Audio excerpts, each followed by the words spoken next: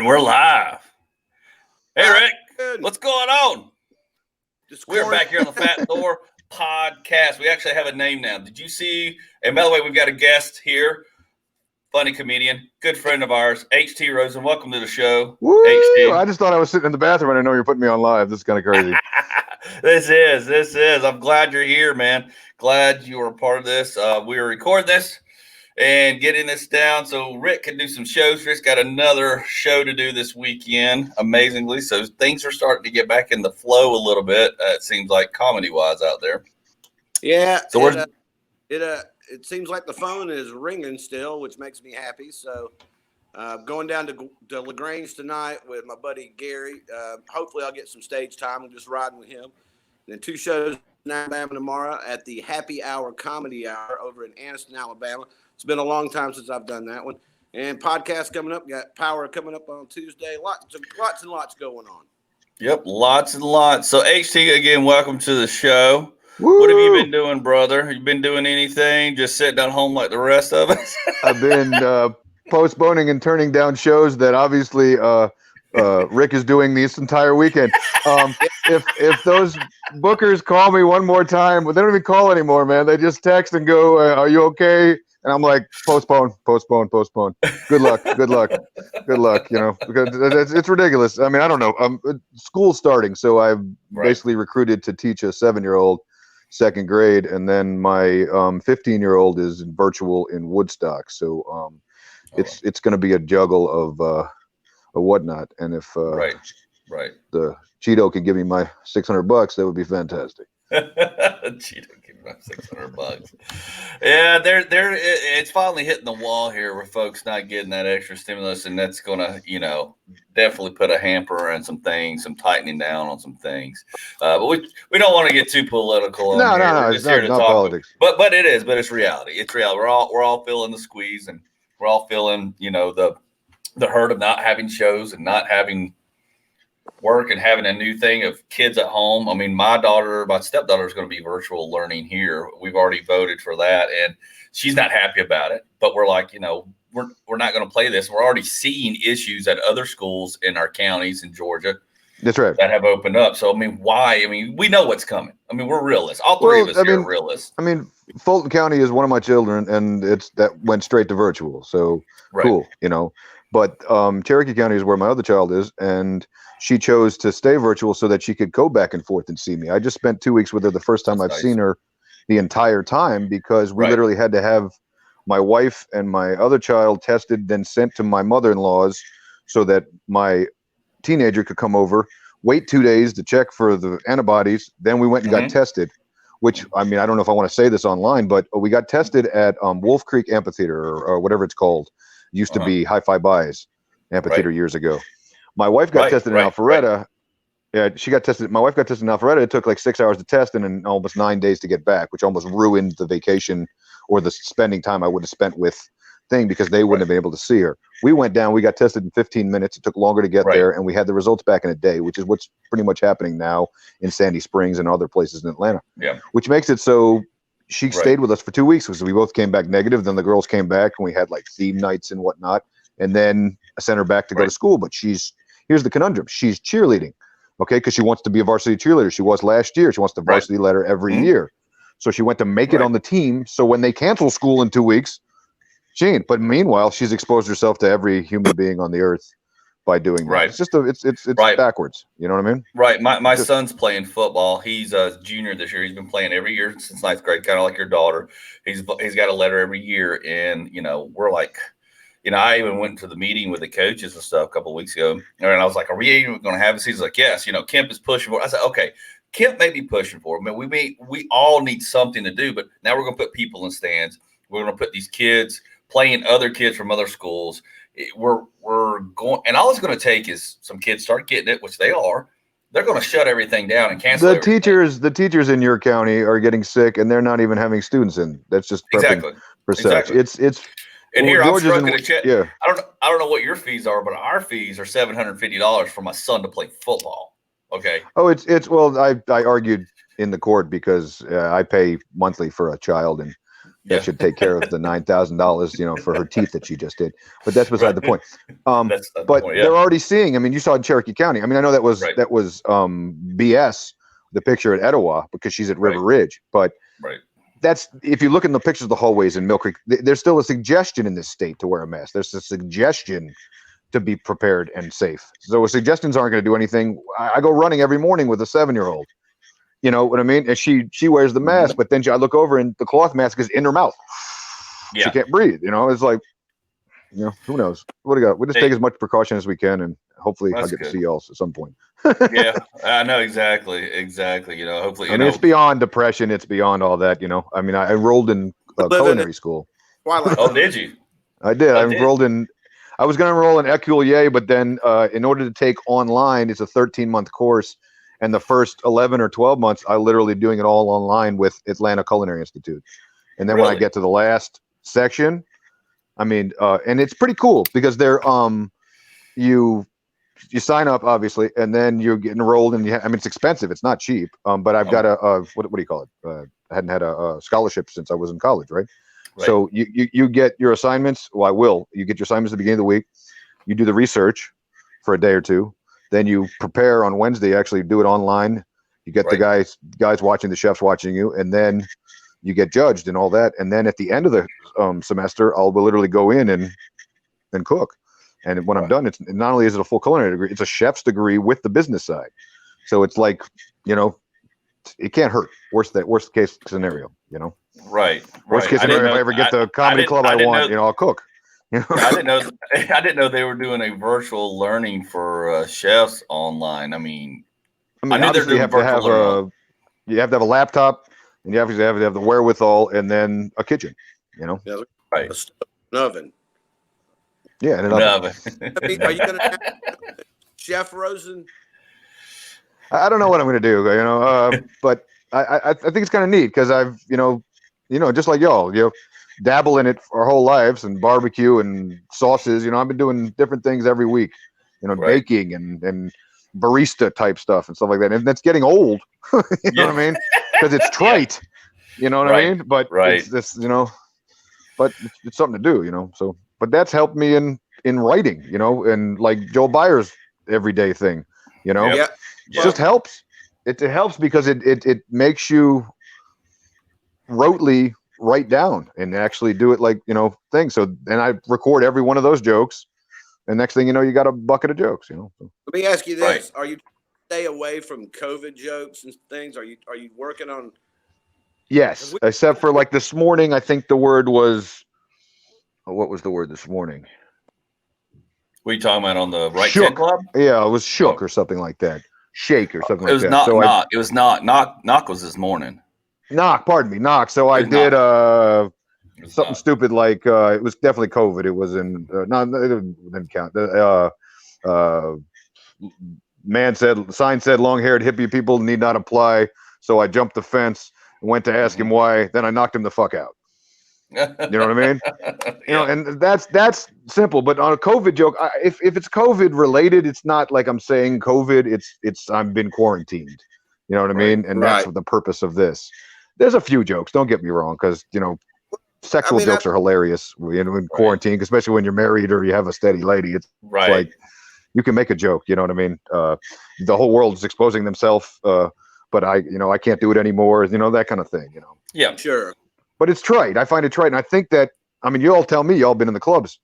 Are people responsive to any of that, or they don't want to hear that shit when they're out of the house? Well, go ahead, Rick. Go ahead. I was just going to say, what I've noticed on the amount of shows that I've done, which hasn't been a lot, but they'll be peppered with a few jokes. But I think everybody's mentality is it's oversaturation with the same topic. So, and we've all gone through this, and I've even made the kind of parallel of, when you got out of World War II, you didn't want to talk about World War II anymore. Everybody lived through it. We want to try to move on to something else. So I feel like the entire COVID, quarantine, whatever, is just going to be overdone by every comic. And I think people are trying to get away from that. Yeah, I agree. Comedy club. So they just don't want to be beat over the head with it. I think that they're looking for a little bit extra.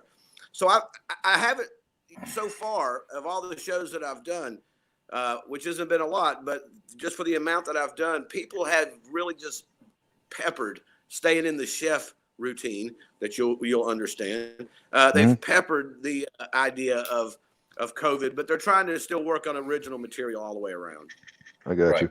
Are the crowds covering their faces? I know the comics are. I mean, yeah. I've only done one show down in Florida, which was Off the Hook Comedy Club down there with Mike Marino back in June. And be honest with you, I was just supposed to do a guest spot. I ended up hosting the whole damn show because they had no host. So first time for me hosting a major big club thing other than just the shows we've all done. So it's kind of nice, but I stayed away from the COVID stuff. I did have a COVID joke lead in that I did before the lockdown at the Laughing Skull. And it basically just talks about my stepdaughter, friend at school, a classmate got butt worms, and we got home a letter about butt worms. So I do this whole thing about butt worms, lice, and all this. But my whole lead in is like, we had something better than COVID, but I stayed away from it. Mike Marino said, but I did lead the show off like, look, we all know what's going on out there. We're not going to be there. I'm just glad to be here. Hope you're glad to be here too. And if I'm off, I'm off because we're all here, But there was this was down in Naples, Florida, and everybody was responsive. Even though my joke didn't get laughs, I got zero heckle. That didn't hit. But then they picked up the other everybody. But there was like 30% wore masks. The other 30 didn't. But they did a very good job. And then after that weekend, they shut Brian shut Off the Hook down just because they were starting to tighten everything down. Oh, that was ironically was the week that my teenager went to Florida, and they tried to convince me that it was safe the way they were doing it. And then it was the worst week in Florida. And then you are showing me right in front of the club. I was like, please, man, I need somebody to back me up. You got to back me up. You're like, I'm back in, No, your wife's like, I'm so proud of my husband. I was like, shut the hell up. Shut the hell up. But my dad was turning 70. That's why we went down to visit him. No, listen, it's cool. It just spiraled into, hey, Brian, I want to come by and see what y'all are doing. He's like, hey, just come do it. I was like, okay. But anyways, no, I've turned down more than obviously I've done it nothing. But I've turned down so much work. It's almost sad, really?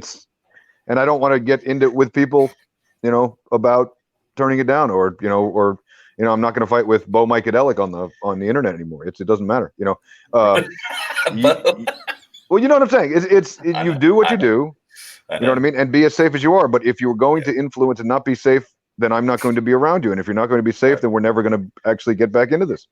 Right. Not you specifically. I'm talking about the world. Right. I think right now, only because I've only done featured shows, which I'm not really going to go out and do open mics at all. I don't have no real desire, but I'm glad. I don't think there's a place right now. This is a better. Actually, the Comedy Catch is doing one tonight in Chattanooga. Just a heads up. And Jimmy Sorry, Rick, Max didn't mean to cut you off. Oh, I was going to say Jimmy Max in Kennesaw is doing one, and they've done one the last weeks. I have not been to it. I don't really have no desire. I'm not trying to sound like a dick, but I just don't have no desire to go do an open mic. And I feel much safer doing a featured show because it's only 4 to 6 people. The microphones have all been taken care of. The crowd's been socially distant, so I haven't had any issue doing a feature show. But I would not do an open mic at all right now. There's no. I don't think that. I mean, there's a place for open mic, but virtual is good. It is. For open mic. I have my issues with virtual, and Rick, you can go ahead and chime off, and I'll chime in. Rick, your thoughts? Well, what I saw last was something really cool as far as a virtual. Now, I'm not big on the virtuals because of giving material out, but Dustin Sims, Billy Willig, and Average Joey did a show at Mad Life, and it sold out. And I don't know how they're doing their room per se, but it did sell out. But if you missed tickets, you could pay to have a virtual stream of the show instead of being, paying a ticket. And that even went really well for them, which I thought that was great. That was a good way to do something virtual, but you're actually paying for it. You can't record it. You can't put it out. You can still enjoy it and still support. Content. Yeah, and I like those ideas of doing that, of having to pay a ticket to watch it. But the show I did Off the Hook It was great. There were still 100 people. That place can hold 300. Come to find out, which blew my mind away. But there was 100, and it felt, and they had them spaced out enough to where the whole room was just walled up. Well, it felt great. Felt awesome to be back in front. I'd have done it for 2 people, to be honest with you. But aren't they doing a lot of drive-ins? It seemed to be the drive-ins for live entertainment seem to be the best answer for anyone. Because I mean, my brother's doing music, and they had to go to a drive-in situation at From the Earth because you're not going to stop hippies from coming in the parking lot, walking up, trying to be camaraderie, and they don't even know they're not being cool. You know, it's exactly. You can't control people if they're not, more than a certain number. So that's cool that there's all these options. Yeah, there is. Bert Kreischer's doing a tour, and so is Jim Gaffigan. He's about to launch the drive-in thing. I think the drive-in thing is great. You can do. I mean, I was even thinking of, they just had Kevin Smith's 50th birthday party at a drive-in out in California. Yep. And I thought it was great because how they did it, instead of anything pre-recorded, he's actually fenced off, and they're basically filming him on the screen with the audience to his back. And then even if people wanted to do like a meet and greet type thing, they would just film them next to each other so they could start a conversation. So I thought that was really good. So people are trying to be inventive, and they're trying to find ways to keep it going, but using everything that we have right now that's against us. And I think that's what I really enjoy, is seeing somebody think outside the box. I've told Andy this before, that, watching comedians at the beginning of this trying to do material with a backdrop behind them in their living room and just expecting likes and hearts and comments, it's not the same thing. So I feel like the drive-in theater is a great idea, and on top of it, it brings the drive-in theater back for a really good purpose. That's right. Well, those families have been, those are struggling families that those are businesses that they've passed generations. Even Starlight, right? Even though you're going to get into a fight when you go get a cup of coffee, you're going to get into a fight.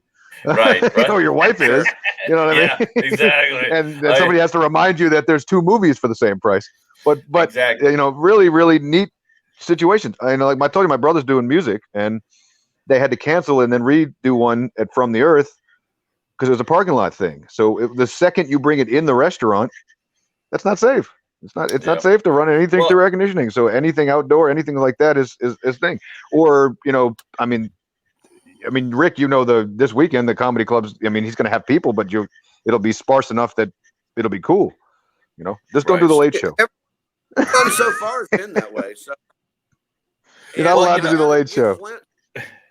I've got to give Flint some props because he's one of the, even though it's over in Alabama, he's got a good amount of material, comics to come through. It's been a really good list of comics that he's had out, and nobody else in Alabama seems to be doing anything. Nobody really here is doing anything. I don't know the setup it's not the same building, is it? Nope. Whole new building, everything. It's a whole new building because he owned that other piece of property that we said he should have put it in. I think it's where he put it. Yeah, so I know it's like a strip mall from what I've seen online, but it is. It is. Well, he way bigger. I think that, and he's got more of a menu on this one. It's like what he used to have, just squared, much better. Yeah. Well, he was told by 7,000 good comics how he should do it. So just don't do the Late Show. He said, don't do the Late Show.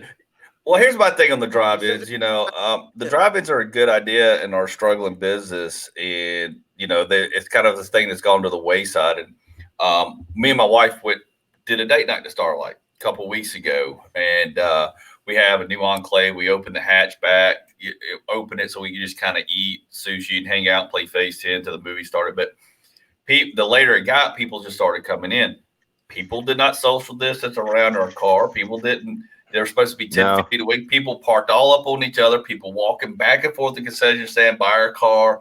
I had to shut the lid down so we could, turn the car around and stay in close. And that was cool. It was fun for me and her to do something.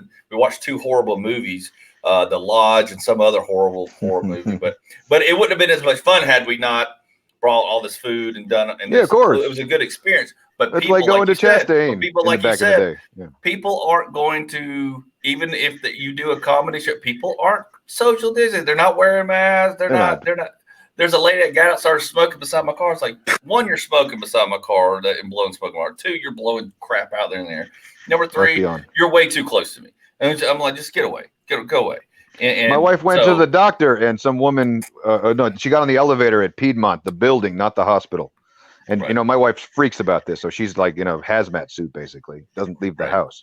Mm-hmm. So we did it all one day. We did the vet, which was just a drop off, which went perfect. You know what I mean? Right. And then she went down to the oncologist. She steps on the elevator. It's spaced out. There's X's, 6 feet away in the corners of the elevator. It says 4 people at much, and then somebody gets on the elevator. There's already 4 people on there. There's signs everywhere. So she has to now pass by him to get off. He called her Karen. She didn't even know what that meant at the point. You know what I mean? Yeah. There's no reason to shame. There's no reason to not shame. You know what I mean? No. I will say that if you are so medically off or you're high risk like my wife, then not only should you be wearing a mask, you shouldn't be out. If you say I can't physically wear it, then you should be in the home, and we should be taking care of you. I'm in a total argument with my mother. I came right off of, she had a quadruple bypass, 75 years old and diabetic. So she ends up back at the house. Amazingly, we think she might have had COVID in the middle of it. You know what I mean? Because she had pneumonia. Right. She is the most high risk person in the world. So we're trying to keep her car here. That luckily we have, so she can't drive. Now we're the Antichrist. She hates our guts. You know what I mean? We're the devil. She just wants her life back. But she doesn't understand in her mental state how bad it is. So she went back to work, right? Mm-hmm. Right. And she's not wearing a mask even though there's 2 people in the office. And she's like, well, I know these people. That's my favorite thing. I know these people. You know these people? You know they've been safe? No. You don't know. Well, this brings up a good topic though, because I had can you guys see this picture? Oh. Yeah, I love that picture. Yeah. So, that was a Bo Micadelic good comment the other day. Yeah, it was. And I stole it from him. I stole this from Bo. You know what I mean? It's like, this, but we can do this, and it's actually, we just kind of stumbled into this at the beginning because obviously this is one of the lineup pictures I had for topics we were going to just kind of hit on. So it kind of fits very well. It's like, we're going to start cramming everybody back into airplanes for the economy, but no live theaters, no live show. It's like, live entertainment is tough, but they're not giving us. And I mean, besides drive-ins, there's got to be more things that can happen. You know what I mean? I had opinions about certain owners in town from 20 years ago or 10 years ago. I don't have those opinions anymore because in this crisis, I've watched those owners react the correct way. Or bookers like Pettis who backed off, or Right. I thinking about starting the shows where we just book them on airplanes. So we already have an audience. We get to go to another state. What are you, Sandler? Yeah. You got to talk to Billy Idol? Yeah. People don't know a show's happening, and it just starts. Hey, a Jew and a black guy filmed we filmed the first song in the bathroom at Walmart with an audience. No, that's awesome. That's funny. Glorio. I did not get the memo. Glorio. Jeez, that's so stupid. That's hilarious. Have you seen this crap? Have y'all seen this crap about the mysterious seeds? Hey, funny story. A friend of mine posted yesterday on Facebook. She got some, and actually, she's a friend of both mine and my wife's. But she got a package in the mail, but it didn't say studded earrings. It said something else. And I thought it said unknown yesterday. Somebody got one. No, well, there's been different ones. Unknown like this, sender. Yeah. This one right here. Hold on, let me pull this message up. This news article from this one right here. This is the one hers looked like. But this guy named Daryl up in I think it was Ohio. I can't remember. I read it. He planted them. He planted them and said he went back there and kept throwing Miracle Grow on them for 3 weeks to see what would grow. Sure as hell, something grew, and out came this like squash looking type of fruit vegetable. So he finally calls the Department of Agriculture and says, hey, grew this thing. Here's the thing. Here's the package. They think, no, now it's got this weird squash thing. So they come out, they look at it, they go, "Why the hell did you do this?" Number one. Number two, we don't even know what this is. They don't even know what the plant is. They don't even know what the melon is. They say it looks like it's squash. They have no clue. They go, "By the way, do not plant it." So Daryl, I'm blaming Daryl up in freaking Ohio, the idiot, if we get freaking man-eating plants around here, like our old buddy. If we get man-eating plants, Seymour from I've already got the hair from the guy in Cloudy with the Chance of Meatballs, so we could end up with the same situation. The food takes over. Yeah, that's where it all starts. That's where it all starts. But they're saying, they go, "Look, this is an invasive plant. We have no idea what it can and can't do, and what it can produce or not produce. We have no clue."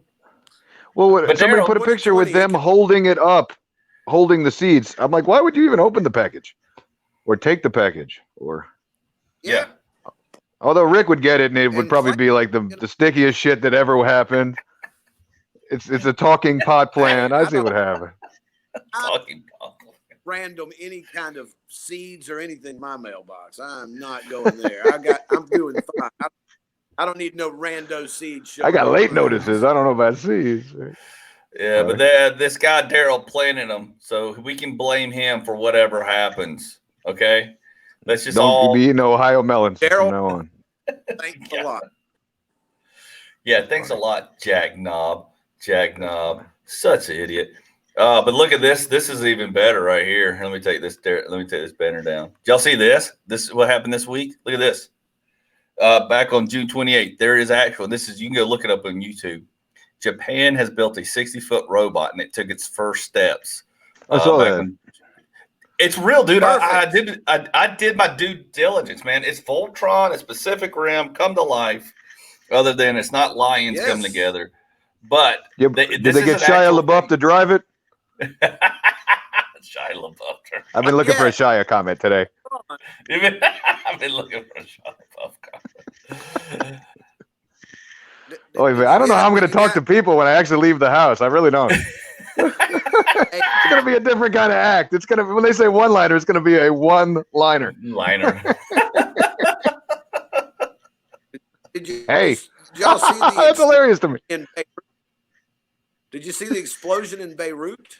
Oh yeah, yes. Oh yeah, where they were storing for over almost 7 years, 500 tons of fertilizer, which is basically not only fertilizer, it's also explosives. I mean, it's flaming shit. Yeah, what do you expect in Beirut? If you want to store explosives, I think Beirut was the place.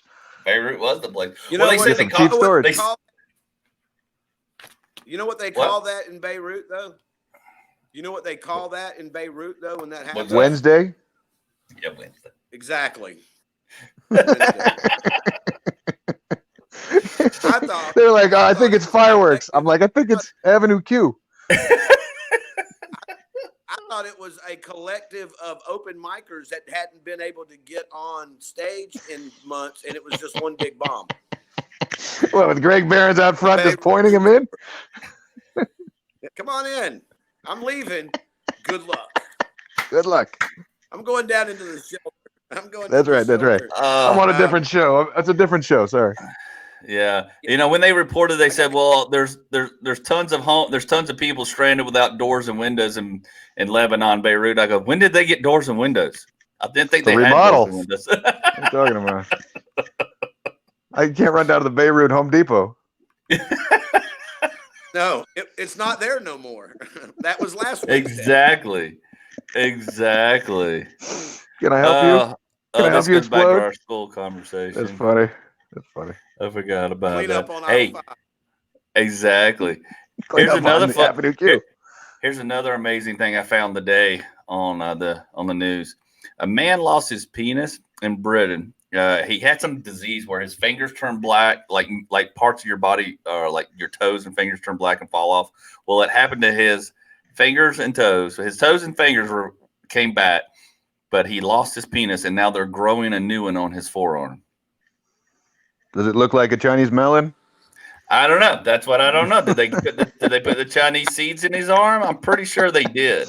I'm pretty sure they put the Chinese seeds in his arm, and that's what's growing. This is actually Daryl from Ohio. What it is, okay, now they're asking us to plant seeds, but now there's this big Voltron thing going on. I have a feeling there's going to be like a final battle at the end where it's like not man versus machine. It's going to be like machine versus nature. The Voltron versus the seed pod person. That is it going to be a Voltron versus the virus? Yeah, it'll be 2021. This is we're just setting the scene. This is like 2020 is basically like the prequels of Star Wars. Not good at all. But the next round is going to be like plant people versus a big Voltron in the ocean while we're still wearing masks and still socially distancing. Yeah. So stay tuned for that. That's the second Soylent Green comment this week too. Hey, wait! As a Jew, I was really going to heavily invest in real estate in Beirut. So now I just don't know what to do. I don't know what to do. You know that waterfront Beirut real estate is going. It's gone. Yeah, and don't invest in fireworks or fertilizer either. It's a geez, it's a bust. Yeah, you know, literally and figuratively. That's funny. Yes. Here's another one. Here's another. It's not a funny one, but it's another. It's about wearing masks. Some dude went into a store. Was it yesterday? It went to a store. The store owner said he had to leave. It was a cigar store. He had to leave. The guy got mad, grabbed 2 cigars, went to his car, got a gun, went back in the store. An AK. Listen, this is for the AK. Shot a handgun at the store owner, didn't shoot and kill him. So he tells the police show up at his house. He pulls out the AK and goes off on the AK to the cops. That's crazy. And they only shot him in the leg and in the ass, and he lives. But he stood in line in Alabama for that automatic rifle law 10 years ago. So he got his gun with the drum magazine. Yep. The Mini 14s. The Mini 14. I was there, so I can't. I'm as left wing as possible. I was at the same sale, so you're in the same. I was. My buddy, even though he was there. What's that? We were talking about Beirut explosion. That sounds like it almost is very remnants of what was that place you did out in Alabama? Something. You and Connor did it. What was the name of that place? And Connor said it looked like he was afraid that anybody lit a cigarette, that place was going to go up in flames. Dude, like a barn. Yeah. We did a it was more than a barn. It was like a chicken shack, a real chicken shack, and it was for it was great Forts? though. Yeah. And then we also did the punk rock biker club that really wasn't a real biker club. It was just like a MC in a warehouse in Dothan. He was at that show too with Governor. That's funny. Funny. All right. Okay. Let's see here. Who I can't remember. Who wore? Look at this. Here we go. Moving on. Who Move along. Better? James Dalton or Jack Burton? James Dalton or Jack Burton? You remember Big Trouble? I just watched Roadhouse 2 nights ago again. Right, yeah. Roadhouse. Definitely Roadhouse. Roadhouse, you think he's better? Well, I'm torn. Because, see, Kurt had this big waff. He had this big waff up here, this big quaff thing. Swayze's more laid down. He couldn't quite pull the quaff off, the whatever you call that. Oh, I got Sam Elliott's version in Roadhouse going on right over here, so it works out. There's another guy who won't die. You need that handlebar mustache. That's right. Mustache. He ended up on the ranch even though he's dead. That's right. That's funny. Oh, that's funny. No, man. Kurt Russell, though, he was in it, or not it. He was in The Thing. He was Snake Plissken. He was in Big Trouble in Little China. I'm Swayze crazy. Yeah. Escape from L.A. and all that. I get it. Well, let's not bring that up. That was. That was Drek. terrible. Escape from L.A. Drek. Got your Yiddish word of the day. As long as you don't bring up Mel Gibson, we'll be okay. Okay. All right, sugar tits. Settle down. Look, I was bored the other night. I was drinking and watching Roadhouse, and I created this. So, Roadhouse was on 2 nights ago. That's funny. Yeah. That's funny. And I watched it just from the fight scene. Right. When he grabs the old man and pulls him out of the house. Right. Let me tell you something about Roadhouse. I'll never forget the first time I seen Roadhouse, and I was watching it with my brother, and it's that scene at the end where he's fighting the guy out by the lake, and it's right near the end of the movie. They're fighting out by the lake, and the guys, kind of evenly matched, and then he's about to go into Dalton, and he says, and I'm quoting this from the movie, "I used to fuck guys like you in prison." I would have been like, you know what? Right. You win. We're done. I'm out. That's it. What the hell? That's right. I guarantee you, if you kept that in a fight, you have automatically won. I'm leaving. I do not want to fight you no more. It's more foreplay to you than it is an actual fight. Guy just blew up his house. It blew up his house, too. He blew up his house. And he's like, "You're a Van Damme looking motherfucker. I'm just going to take you out." Then he just screams Wesley and loses the girl. What is he, crazy? Somebody. Yeah. Who did the joke years ago about Who did the joke years ago about you're one of those guys like a bouncer in Roadhouse that sits at home watching Roadhouse wagging off. Yeah. I'm trying to think who that was because that just popped in my head about 2 minutes ago when we started. Maybe Kevin James. It was Kevin James or something like that, dude. It was. I think it was Kevin James because I was sitting there going, "Dude, who did that joke?" Because it's so funny. Because it's true. Because even back when I used to. Back years ago when I was going through my divorce and I started bouncing again just for extra money on the weekends and stuff, I would watch Roadhouse. And then I could. It's a great movie. And Sam Elliott's amazing. So. Oh, yeah. Brilliant flick. Yeah, Jeff Healey did it. And, and my other favorite line, not that first one was my favorite line. Let's get that straight. But I always thought it was awkward. But my other favorite line in that movie is, "I'm Brad Wesley. Everybody knows me. I brought in J.C. Penney's and the Kodak. J.C. Penney. Yeah, J.C. Penney's just coming here because of me. There's a J.C. Penney's because of me. Brad Wesley. That's right. That's funny. Yeah, that is. Brad. That's when you're like, wow, this was back then. I like the Family Guy. I like the Family Guy thing where every time Peter thinks like he's a badass, he kind of conjures up a Roadhouse. Oh yeah, Roadhouse. He takes a left. He's driving his car and he keeps taking lefts. Roadhouse. He takes left like really funny. 18 miles around to get to his house. Have you all seen Kill Hasselhoff? No. That's your next movie. I saw. That's your next movie. What's the Asian guy from? No, I haven't. The Asian guy from The Hangover. Oh yeah. He's the main actor. They gave him his own movie, and he's got Hasselhoff on the death pool. Yes, he's like Dr. Ang or Dr. Young or whatever his name is.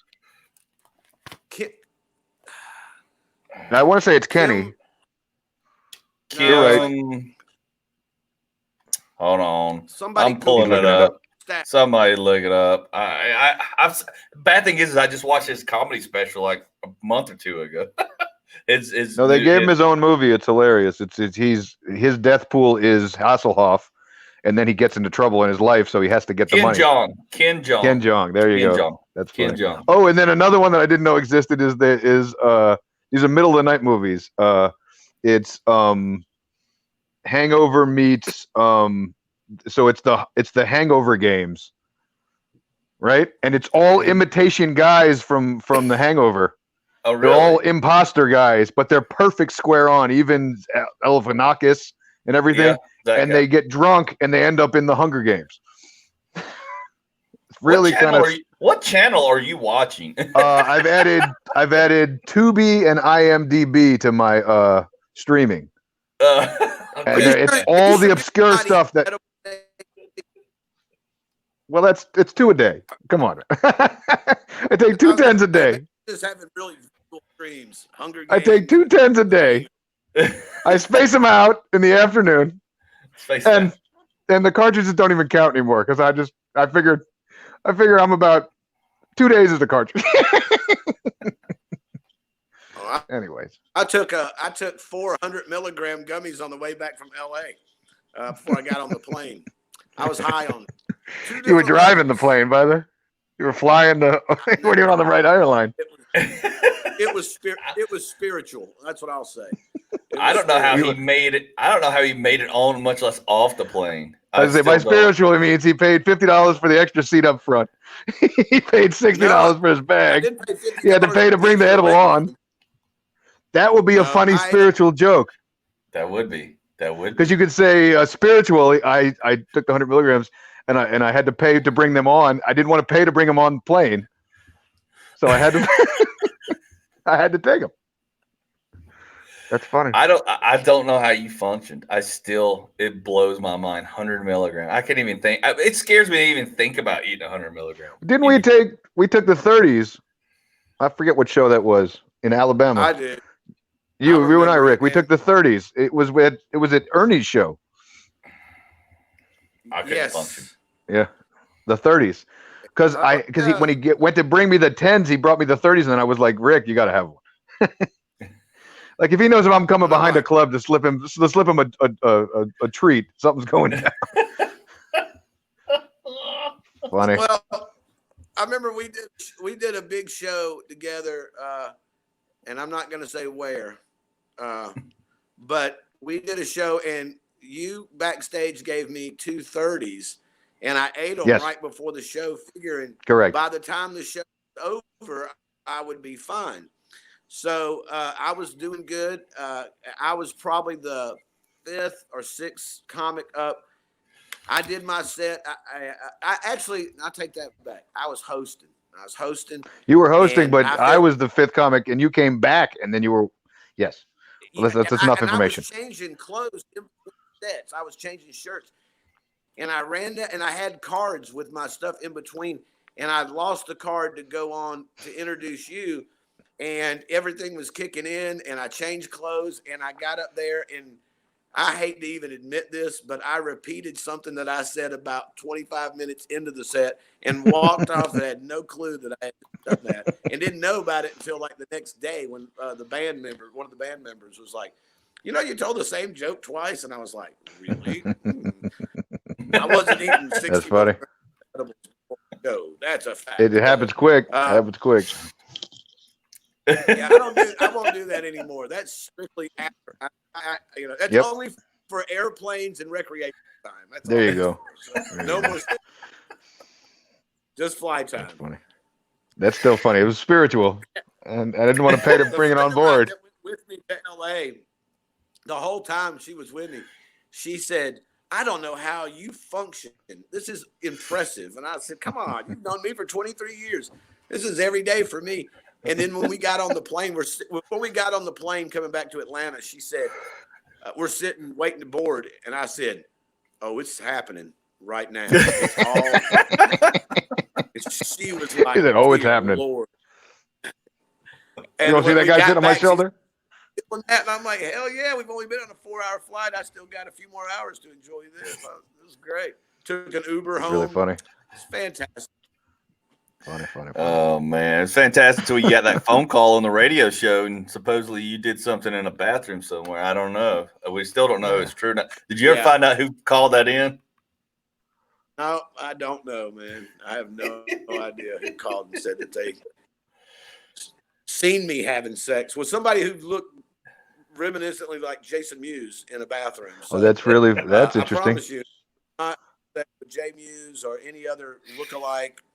I promise. I was in. If I would have done something like that would have been the first thing we'd have talked about on Power 108.9. Is man, I had some crazy sex with a Jay Mewes lookalike in the airport bathroom. There's got to be a sign up by now. You would have been like, I don't believe in this because you would only probably have sex with a Kevin Smith lookalike in a airport bathroom or anywhere for that matter. Take one for the team. Oh my God. I was playing in Albany. This is years ago. at the cab stand. It was they took a golf course and they turned it into a nightclub, and there was 3 different showcase rooms in the country club building, and one had live music, and then the one right next to it had live music, and then there was like a chill room. And so it's the country band and myself in one side, packed out, and on the other side it's Kevin Kinney, and it's not Driving and Crying, it's just Kevin and Kinney and company. And then really? There's some wait, it gets better. So then there's in the side room there's some chill out dude, some band that was big in the 90s. So I go into the bathroom on the break, and there's somebody balling some chick in the next stall, and I'm smoking a J, and I swear to God, he reaches his hand out into my stall and asks me for a hit. It's Kevin Kinney. So then I tell the story. I must have told the story 700 times on radio, whatever, between music and comedy. Right. So we're in Mobile, and somebody says, you got to turn the radio on. I turn it on. It's Kevin Kinney telling the same story. No way. Not like it matters because it's, right. But it's just funny because they're actually back on the road now. It's kind of funny. Yeah, they've been back to regularly. The boyfriend of that girl is driving home crying that his girlfriend is being made love to. It's funny in a very inappropriate way in a Mobile bathroom while smoking a J. It was in Albany, Georgia, and he didn't even miss. He didn't miss a beat. He'd never missed a beat. Right there. Professional. That's funny. I've seen them numerous times. I saw them a few years ago out in Douglasville, and then they came here. They come here to Sharpsburg, Georgia, regularly. They did Woodstock downtown a couple of years ago for that downtown Main Street thing. Right. They're still as good as they were back in the day, dude. I think they're sounding even better now. I mean, it's a 3-piece, so it's simple, but yeah, it's really funny. They're really good. Yeah, that is funny. Oh yeah. I mean, with years I thought I had imagined the story, and then I was like, I thought it was Rosen, and I was just making this shit up. And then somebody said, I just heard a whole interview with Kevin Kinney. He's talking about you. I'm like, infamous, definitely infamous. That is hilarious, man. Yeah, you thought somebody put something in your joint that made you space out a little bit more. I was like, this is the best story ever. Lucky. I never get that lucky. Anybody wants to put something in my joint to make me a little bit more spacier, you can find me on Facebook at Rick Wayne or Nickelback Rick. That's right. You can find me. Right. You can find me not doing the late show in Happy Harbor. Exactly. That's why I never cover my drink when I go to the bar. I leave it on the bar. Like, please, anybody wants to donate anything into this cup, have at it. Have at it. Well, I used to tell, if I was talking to a girl at a bar and I'd go to the bathroom, I'd like, hey, listen, don't roofie my drink. I want to remember this. I want to know. Like, not me. They take the roofie themselves. They're like, I don't want to remember this. Terrible. Funny. That's Can I just have your drink? Well, we've covered a lot of topics here, dude. We're about at our mark here. Believe it or not. Well, thank you. I was just going to stop by, but I appreciate it. Yeah, man. I'm glad. And I want to thank you all first off, and thank you, Rick, for inspiring me to finally write another tune, and thank Rodney Carrington for not suing me. Hopefully, I can't wait to hear it. Oh, in fact, I'll give you a taste today on the show. Well, yeah. I'll give you the lyrics, and then I'll come back when it's finished musically. You ready? Yeah, go ahead. All right, it goes. I like titties and weed. I love being a man. Just chilling with me. If you know, you understand. I like titties and weed. Took me years to admit. You think I like them big, but I like them tiny itty bit. I like titties and weed. I like oil, in fact, sometimes wax. Never more than my greed, hide it in my hat. And I repeat this, the first verse, the first chorus, too. Oh, there's so much truth to all of these lyrics. Oh, it's right on the money. Listen, yesterday. So well, that's hilarious. Yesterday, Joel Byers said, "What do you do? How do you respect comics? How do you work with other comics?" And I said, "Well, it's respect, honesty, and supporting around you, but still taking care of your own career." Right. Okay. Right. And it's the truth. I've been saying this for years. If it's not true, it's not funny. I don't care what happened. It has to be some way funny. I saw a fight at Rick. I saw a fight between what the hell's her name? Dora and whatever, and you're in the Strand like a real fist fight, like nobody's business. I couldn't repeat that if I wanted to. But the truth of that joke was literally what actually happened, you know? And I still say, when did she? And I've been out of the picture. So, that's my COVID joke. I've been out of the picture so long.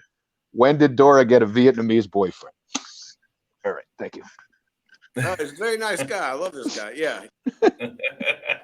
So I'm not gonna expunge on that. I have to do her podcast next Wednesday, so stay tuned. Oh, fantastic! For that. No, I love her. We'll be eating. I thought it was the irony. Yes. Yeah. I'm gone so long. I missed the whole situation. Oh my gosh, yeah, that's funny. Well, you did almost get in a fight on one show with me there, HT down in Columbus. Or one guy wanted to fight. Oh my god! Oh my god! Oh my god! I kick out the one African American guy. Right? No, the one African American guy walks on me. Yeah. Right? He gets and I was just trying to take up for him. Yeah. I was just trying to take up for him. Now I got a room full of rednecks who are egging me on, and I'm going, I am not this guy. I wanted to go out with the guy. Yeah. I'm like, really? The one black guy walked out. Yeah. I was like, oh. Yeah. Well, when he stopped and started talking to you on stage, like he was mad, I was like, oh, here we go. I got to play bouncer and host. Really? Hey, man, I did an hour and 15 that night. Hot. You did. You're like, screw it. I'm staying on stage. Good stuff. It's the safest one. Hey, it wasn't the first time a black guy walked out on me. I love y'all. All right, I'll see you again.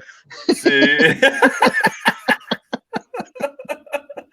Oh, that's good stuff. Thanks, HT, for being here. We're going to be waiting for you to. I'll call back with an actual song. And the drums and guitar. Call back. Expose your song to us and to Rick. We are doing some things here on Power on our Tuesday show on Power 108.9. We're up in the ratings and the views on All About the Laughs. We're up in views and I don't know other things. Hey Rick, be careful this weekend. Yeah, be careful this weekend, Rick. Make sure you don't get paid in a green check. That's right. That is pink, right. Go right to the bank. Don't go to the bank in Anniston. Cash only, man. Cash only. Cash only, baby. Cash or grass. Cash or grass. Just be careful because that place is cash and favors. Be careful. Thanks again, y'all. No problem. Appreciate you, HT. As always. I'll holler at y'all at the radio next week. Thank you so much. Yeah, man. Good luck. See you, brother. Keep on keeping on. It's a great show. Great show. Yeah, Peace. man. Appreciate it. Thanks for on.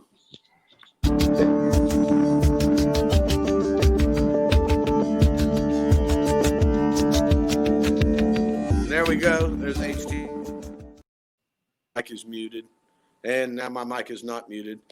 We're still live. Right? I'll let